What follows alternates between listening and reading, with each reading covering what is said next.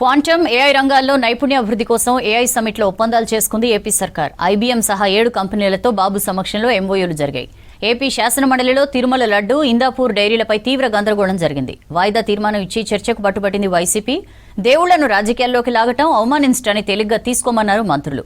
ఇక తనను జైలుకు పంపడంపై కూటమి సర్కార్పై ఓ రేంజ్లో ఫైర్ అయ్యారు మాజీ మంత్రి Ambati.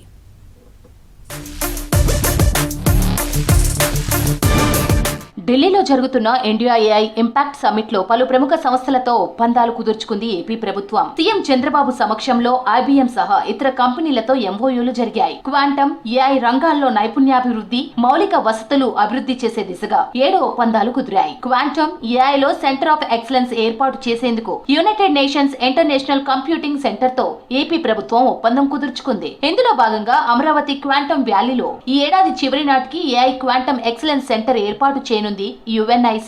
No, we are all very happy. Our Honorable Prime Minister is promoting India AI to the global stage. It is inspiring time. Everything is happening in India. Not only AI, integrated data centers, AI, quantum, you name anything. Everything we are going in that direction. We are very happy. AP శాసన మండలిలో తిరుమల లడ్డు, ఇందాపూర్ డైరీపై రచ్చ జరిగింది. Tirumala లడ్డూపై YCP ఇచ్చిన వాయిదా తీర్మానాన్ని తిరస్కరించారు మండలి chairman. Heritage సంస్థకు అనుబంధంగా ఉన్న ఇందాపూర్ డైరీపై చర్చకు పట్టుబట్టారు వైసీపీ ఎమ్మెల్సీలు. గోవిందా గోవిందా అంటూ నినాదాలు చేశారు. ఈ క్రమంలోనే వైసీపీ నేతలు చెప్పులేసుకుని దేవుని ఫోటో పట్టుకోవడంతో పాటు ఫోటో విసిరేశారంటూ ఆగ్రహం వ్యక్తం చేశారు కూటమి సభ్యులు. వైసీపీ సభ్యులపై చర్యలు తీసుకోవాలంటూ స్పీకర్ పోడియంను చుట్టుముట్టారు. వైసీపీ ఎమ్మెల్సీలు కూడా పోడియం దగ్గర ఆందోళన చేయడంతో తీవ్ర గందరగోళం ఏర్పడింది. దీంతో సభను వాయిదా వేశారు మండలి చైర్మన్.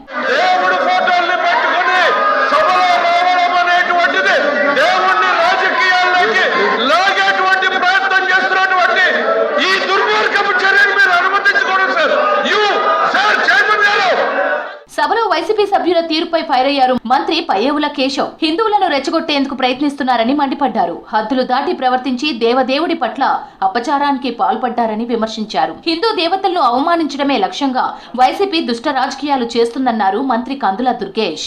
కలియుగ ప్రత్యక్ష దైవంగా మనం కొలుచుకునేటువంటి వెంకటేశ్వర స్వామి యొక్క చిత్రపటాన్ని పట్టుకుని కాళ్ళకి చెప్పులు వేసుకుని ఆ చిత్రపటాన్ని ఒక ప్లకార్డ్ లా వాడుతూ సభలోకి తీసుకురావడం అనేదే చాలా పెద్ద అపచారం. వైఎస్ జగన్మోహన్ రెడ్డి గారి యొక్క డైరెక్షన్ తో నడిచేరనేటువంటిది స్పష్టంగా కనబడతా ఉంది. కల్తీ నెయ్యి కేసులో సిబిఐ రిపోర్ట్ తో హెరిటేజ్, ఇందాపూర్ డైరీల ఒప్పందం బయటపడిందన్నారు మండలి ప్రతిపక్ష నేత బొత్స సత్యనారాయణ. ఇందాపూర్ డైరీ 4 ఏళ్ల పాటు కల్తీ నెయ్యి సరఫరా చేసిందన్నారు. అప్పట్లో ఇందాపూర్ ను బ్లాక్ లిస్ట్ లో పెట్టారని, చంద్రబాబు వచ్చాక బ్లాక్ లిస్ట్ నుంచి తీసేయించారన్నారు. దేవుడి పవిత్రతను తామెప్పుడు దెబ్బతీయలేదని చెప్పారు బొత్స.